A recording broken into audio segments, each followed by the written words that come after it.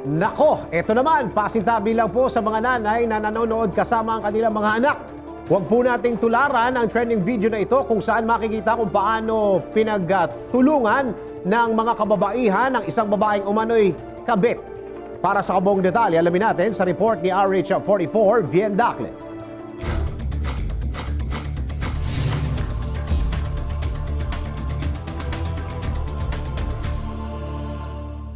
Trending ngayon sa social media ang video ng isang babae na umano'y kabit at pinagtulungang sabunutan at kalbuhin ng mga kababaihan sa loob ng sasakyan. Makikita sa video footage na mayroon ng halos 700,000 views na nagmamakaawa ang umano'y kabit at nais lang umano nito makipag-usap sa misis ng kanyang kinakasama. Pero hindi natinag ang galit na misis at pilit nitong pinababa ng sasakyan ng babae na duguan na ang mga kamay dahil sa tamang tinamo mula sa gunting. Pinilit pa ng misis na lumuhod ang umano'y kabit sa kanyang harapan sa kabila ng pagmamakaawa nito.